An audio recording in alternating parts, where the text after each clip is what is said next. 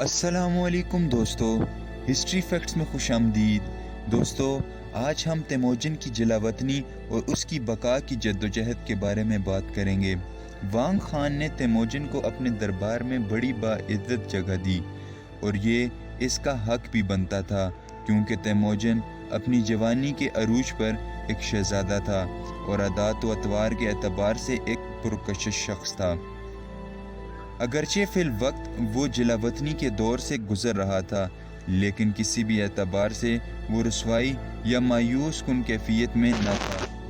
اس کا خاندان اور احباب وطن اپنے زوروں پر تھے، اور وہ خود بھی وانگ خان کی سلطنت میں آتے ہوئے اپنے ہمراہ اہم فوجی دستے لے کر آیا تھا۔ اپنے حوصلے، تدبیر اور عظیم فوجی صلاحیت کی بدولت وہ اپنے پناہ دینے والوں کو اس کے جذبے کے بدلے اچھی خدمات فراہم کرنے کے لیے ہر طرح سے تیار تھا۔ ایک لفظ میں، تیموجن کی وانگ خان کے دربار میں آمد ایک ایسا واقعہ تھا جو سنسنی دوڑانے کے لیے کافی تھا۔ ابتدا میں ہر شخص چنگیز کے ساتھ خوش تھا۔ وہ وانگ خان کے دربار میں خاصا مقبول تھا، لیکن جلد ہی دربار کے دوسرے جوان شہزادے اور ہمسایہ قبائل کے سرداران اس کی مقبولیت سے حسد کرنے لگے۔ وانگ خان نے چنگیز سے اپنی ذاتی انسیت کے سبب اور اس کے وطن میں اس کے مرتبے کی بنا پر اسے دوسروں پر برتری دی۔ اسے ایک خود مختار شہزادے کا پروٹوکول دیا جاتا تھا، جس سے وانگ خان کے دربار میں موجود دوسرے سرداران کا مرتبہ چنگیز کے سامنے خود بخود گڑ گیا تھا۔ چنانچہ یہ لوگ مطمئن نہ تھے، وہ بڑبڑانا شروع ہو گئے، ابتدا میں رازداری سے اور پھر کھلم کھلا ہی۔ وہ جلد اسے نئی پسند، جسے وہ اس کا نام پکارتے تھے، چنگیز خان کے خلاف سازشوں کا نانا بانا بننے لگے۔ ایک واقعے کے رہنما ہونے سے چنگیز کے مخالفین کی دشمنی میں یکدم اضافہ ہو گیا۔ انہیں ایک طاقتور لیڈر اور سربراہ مل گیا تھا جس کا نام یموکا تھا۔ وہ ایک بااثر سردار تھا۔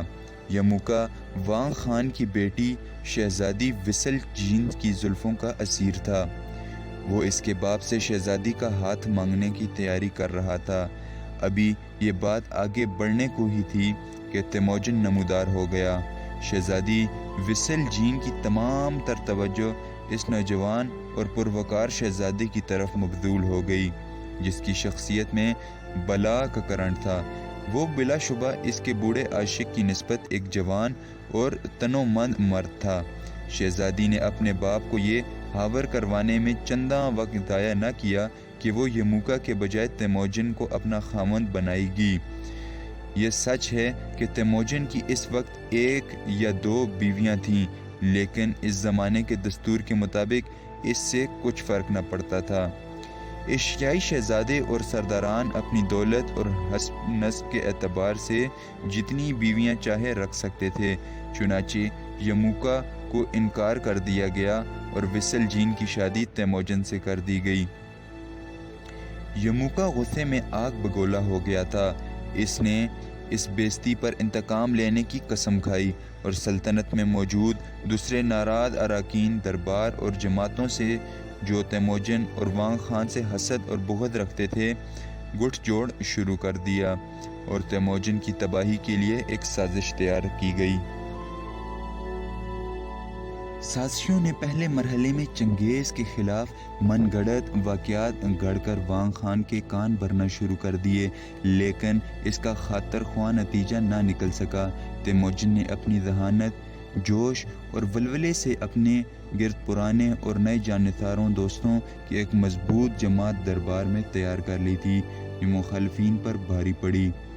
ایک وقت پر تو ایسا لگتا تھا کہ وہ اپنے مکر و مقاصد میں ناکام ہو جائیں گے۔ اندرونی محاذ پر ناکامی سے دوچار ہونے کے بعد سازشیوں نے وانگ خان کے غیر ملکی دشمنوں کے ساتھ رابطے استوار کرنا شروع کر دیے اور ان کے ساتھ ایک اتحاد تشکیل دیا، جس کے تحت وہ وانگ خان اور تیموجن کے خلاف مشترکہ طور پر جنگ لڑیں گے اور انہیں تباہ و برباد کر دیں گے۔ تاریخ ان غیر ملکی جماعتوں کے نام اور تعداد بتانے سے قاصر ہے۔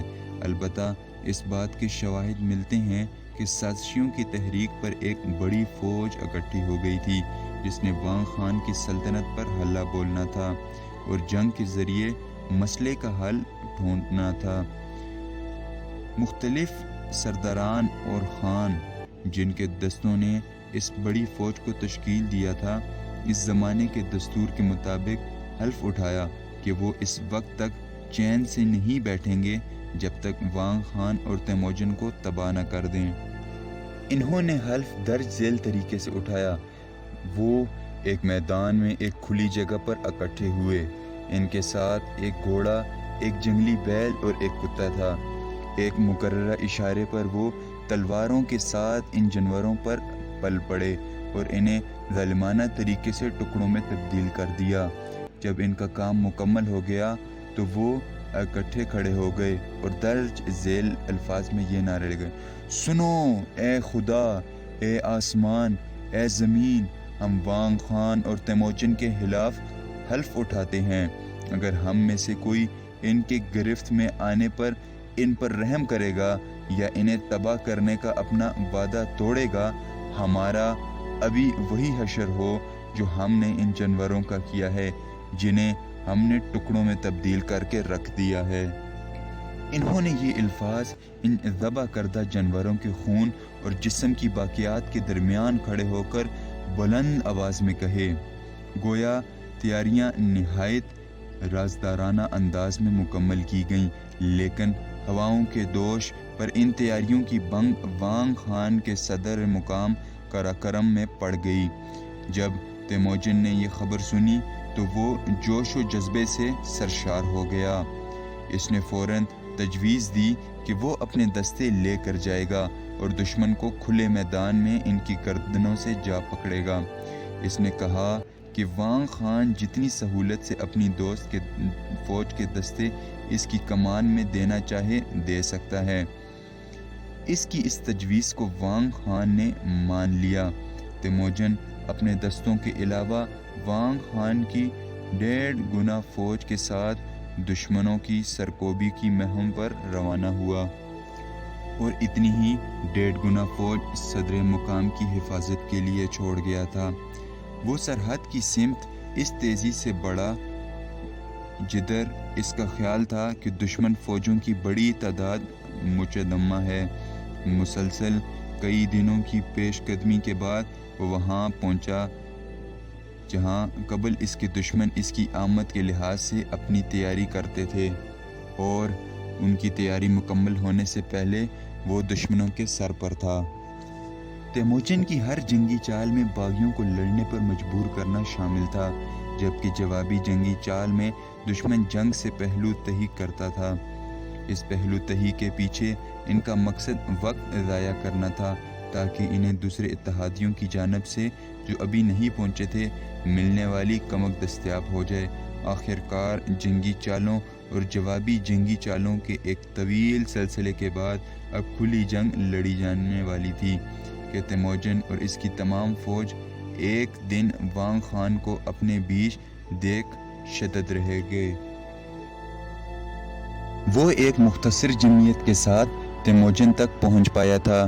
ان سب کے حلیے بتا رہے تھے کہ وہ کسی جنگ سے فرار ہو کر آ رہے ہیں۔ وہ شکستہ دل، تھکے ماندے اور دل گرفتہ تھے، جبکہ ان کے گھوڑے کمزوری اور نکابت سے بے حال تھے۔ دریافت کرنے پر تیموجن کو بتایا گیا کہ جیسے ہی تیموجن صدر مقام سے فوج لے کر دشمنوں کا سر کچلنے کے لیے نکلا اور یہ خبر پھیلی کہ تیموجن ایک بڑی فوج لے کر گیا ہے جبکہ پیچھے محافظ فوج کی تعداد کم ہے، یہ اطلاع پا کر وانگ خان کے ایک دشمن قبیلے نے جو ایک مخالف سمت میں مقیم تھا اس موقع سے فائدہ اٹھانا چاہا اور اس کے علاقوں پر حملہ کر دیا۔ ان کے ارد دو کی رفتار اور کارکردگی ایسی تھی کہ وانگ خان کو شہر بچانے کی تمام تدبیریں بیکار ثابت ہوئیں اور اسے شکست کا منہ دیکھنا پڑا۔ اس کی فوج کی ایک کثیر تعداد موت کے گھاٹ اتار دی گئی۔ شہر کو قبضے میں لے کر تباہ و برباد کر دیا گیا تھا۔ وانگ خان کا بیٹا جو اپنے چند دستوں کے ہمراہ خود کو بچانے میں کامیاب ہو گیا تھا، پہاڑوں کی طرف فرار ہو گیا تھا۔ بقول وانگ خان، ان دیگر گول حالات میں اس نے سوچا کہ جس قدر ممکن ہو یہاں سے نکل کر تیموجن کے کیمپ تک پہنچ جاؤں، جہاں سے اسے مدد اور حوصلہ ملنے کی توقع تھی۔ تیموجن شروع میں اس کہانی کو سن کر بڑا حیران ہوا، لیکن اس نے اپنے سسر کی حوصلہ شکنی نہ کی، بلکہ مکمل انتقام لینے کا عہد کیا اور آنے والی جنگوں میں اپنے دشمنوں پر مکمل قابو پانے کا وعدہ کیا۔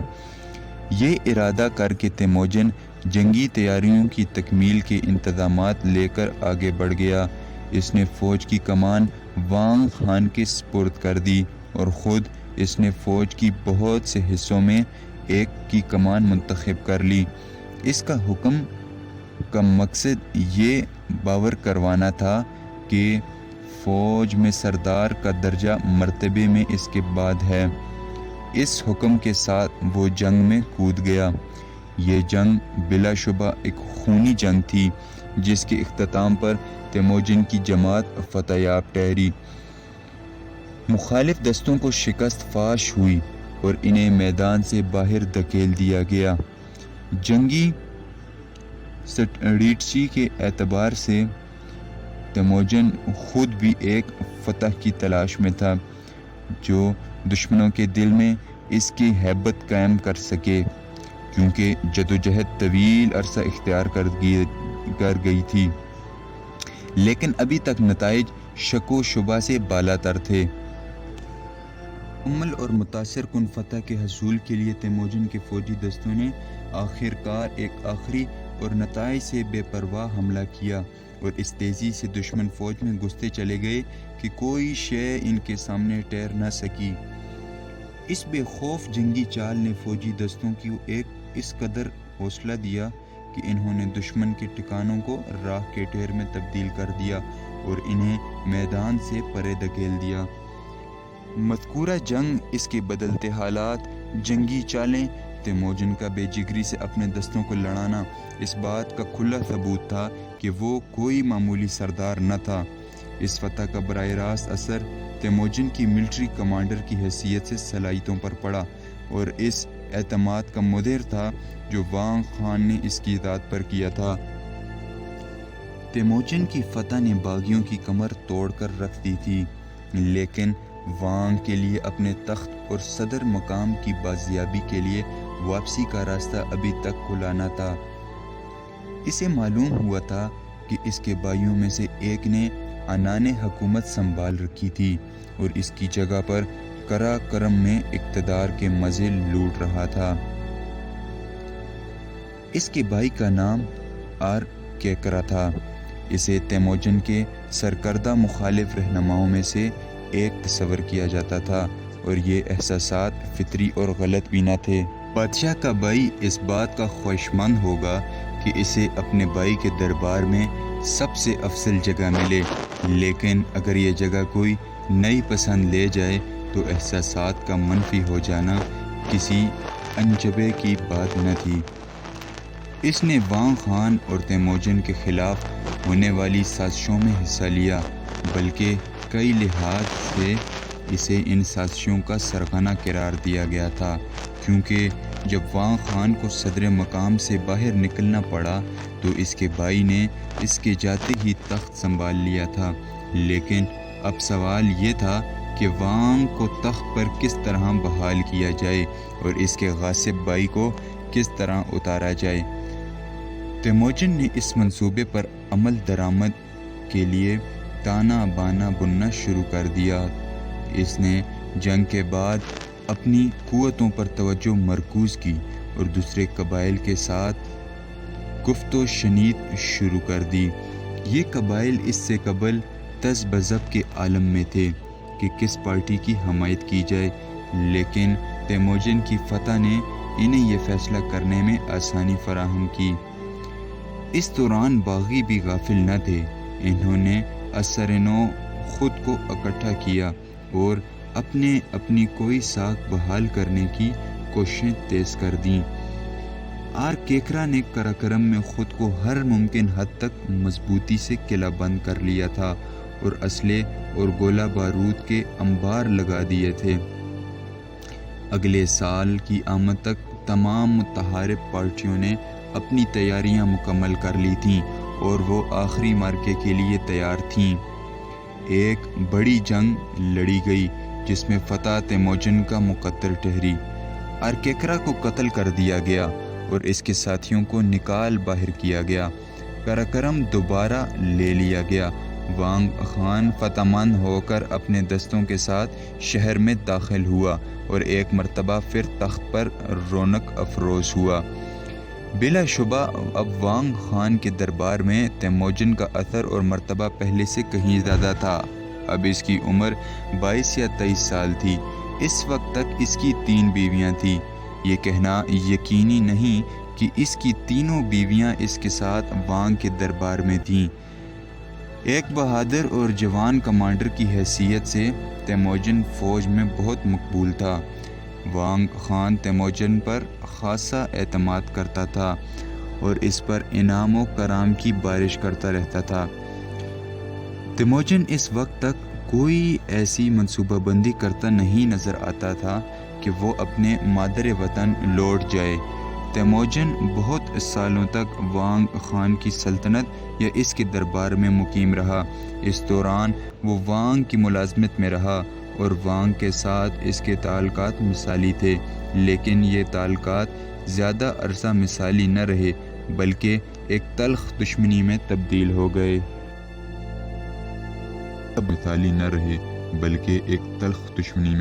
ہو گئے۔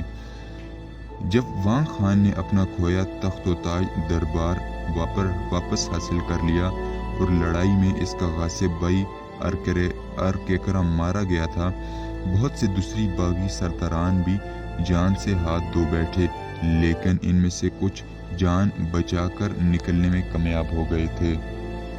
ان کا بچ نکلنا ایسا ہی تھا جیسے آگ بجھ جانے پر بھی کوئی چنگارا دبے رہ جائے اور یہ چنگاری بعد میں شعلہ بن کر لپکے۔ بالکل ویسا معاملہ ان زندہ بچ جانے والے سرداران کی طرف سے وانگ خان کو درپیش آیا۔ انہوں نے در پردے اپنی کوششیں جاری کر رکھیں اور وانگ خان کو کمزور کرنے کا کوئی موقع ہاتھ سے جانے نہ دیتے تھے۔ ان حالات میں قراقرم میں امن قائم نہیں ہو پایا تھا۔ یہ موقع پہلے کی طرح اب بھی تیموجن سے ناراض اور حسد کرتا نظر آتا تھا۔ اس کے لب و لہجے میں انتقام بولتا تھا۔ حالات میں البتہ معنی خیز خاموشی تھی اور وانگ کے دربار میں پہلے کی طرح کسی کھلے پن کا اظہار نہ کیا گیا تھا۔ وانگ اس دوران ہمسایہ اردو کے ساتھ برسر پیکار ہی رہا تھا۔ اسکیمیں بنانے کی صلاحیت موجود تھی اور ان اسکیموں پر عمل کرنے کے لیے شاندار جذبہ بھی موجود تھا۔ وہ اس کی قیادت میں خطرناک سے خطرناک حالات میں بھی کودنے سے گھبراتے نہیں تھے۔ وہ جوان خطرات سے کھیلتے ہوئے جان سے ہاتھ دھو بیٹھتے تھے۔ وہ تو یقیناً شکایت کرنے کے لیے زندہ ہی نہ بچتے، لیکن وہ جو زندہ بچ نکلتے وہ خاصے مسرور تھے کہ جو شخص انہیں ان جان لیوا خطرات سے زندہ نکال لے آیا۔ عظمت کی یہ فعل مغل سردار تیموجن کے لیے نہایت عظیم تھی۔ دوستو، آج کے لیے اتنا ہی، ملتے ہیں اگلی ویڈیو میں، تب تک کے لیے اپنا خیال رکھیے گا۔ اللہ حافظ۔